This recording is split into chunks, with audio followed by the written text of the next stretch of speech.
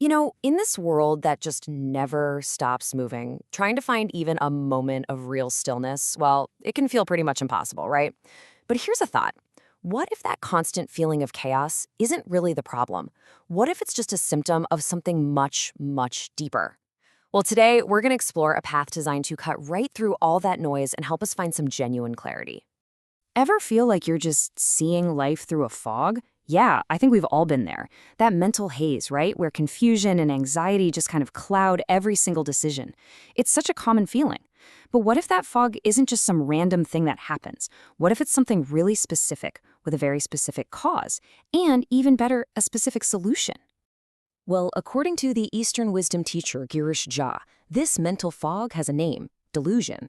And he explains that it's actually created by our attachments, our really strong likes and dislikes. Just think about it for a second. That frustration you feel when you don't get what you want, or that anxiety about losing something you already have. Yep, that's the fog in action. And honestly, getting a handle on this is the absolute key to navigating so much of our inner conflict. So, if we're going to clear this fog, we first have to understand what it's actually made of. And right at its core, deep in the center, we find something we all have, but honestly very few of us really get: the ego. So try to think of the ego not as your true self, but more like a false eye bubble. It's that nagging little voice deep inside the fog that's always whispering about, my status, my wounds, my anxiety. It's that part of us that's constantly making demands on the world, almost expecting reality to just bend to its will. And yeah, this has some really big consequences. The ego's constant demands, that's what fuels our anxiety.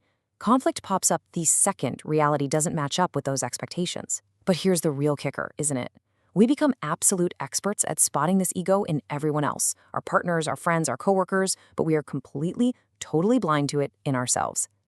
Okay, so that's the fog, and that's the ego that creates it. But the good news, and there is really good news, is that we don't have to just stay lost in it. There's a solution.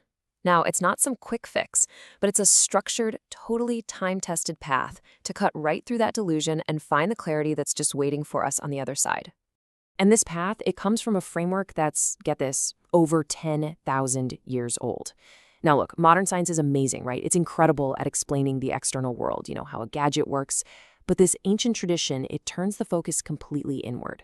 Its goal isn't to understand material stuff, but to help us answer the most fundamental question there is: who am I? And listen, this is not about just reading a book and calling it a day. No way. It's an active 5-step cycle. You have to listen, then you reflect, then you practice, then you actually experience the change, and then you self-check. And the wisdom here is crystal clear. If you try to skip a step, yeah, you might get a little temporary high, but you're not going to get that real lasting transformation. So you might be asking, okay, where do we start with that super important practice step? Well, the first tool is a simple, but believe me, incredibly powerful daily habit. This first tool is called the Mangalachakari mantra. The best way to think of it is like a behavioral anchor for your entire day. It's a super simple 5 to 7 minute practice you do right when you wake up. The whole idea is to set this foundation of peace before the day's chaos even has a chance to get started. So you start your day with it, and then you just carry it with you, mentally repeating it while you go about your life. It literally becomes this constant companion. So when anxiety starts to creep in, you have this tool you can immediately return to. And over time, this simple little discipline helps build a whole new baseline of calm and just quiets all that mental chatter. All right, so for those of you who are ready to go a little deeper, there's a more structured meditation. And the real beauty of this thing is in its simplicity. It's broken down into this really clear step-by-step process that literally anyone can follow. The entire practice is actually wrapped up in a single acronym: Stillness.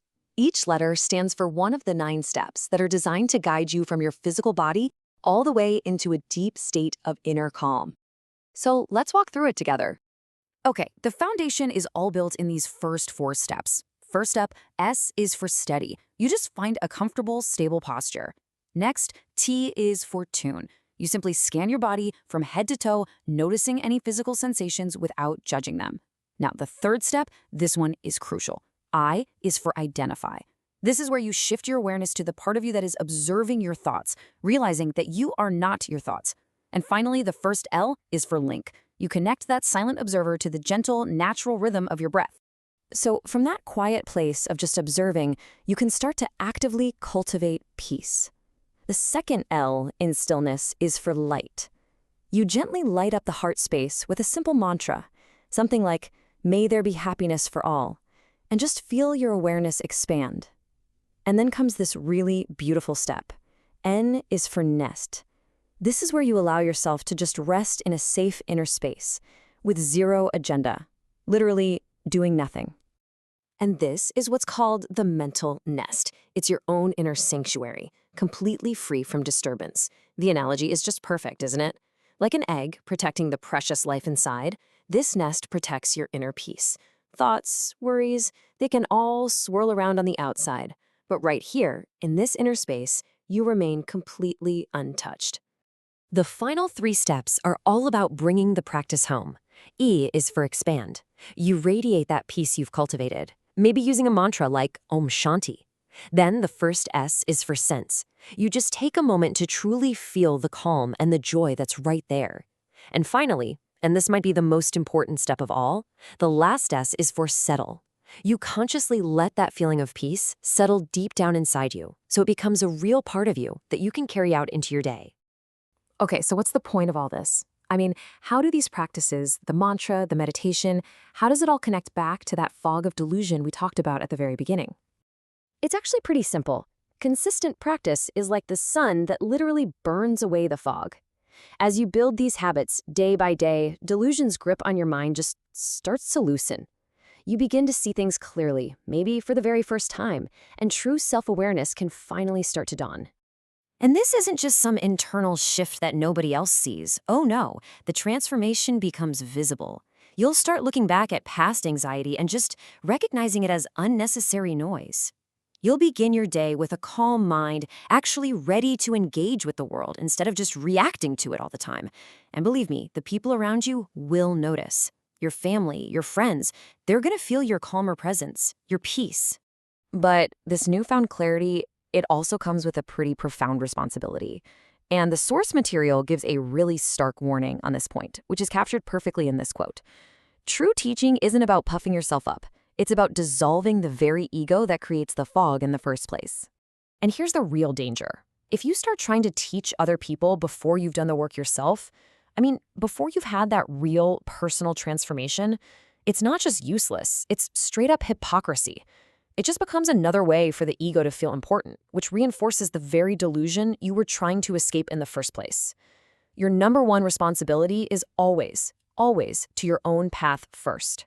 So this whole journey really leaves us with one final, crucial question we have to ask ourselves. In our quest for a better life, where is our focus really?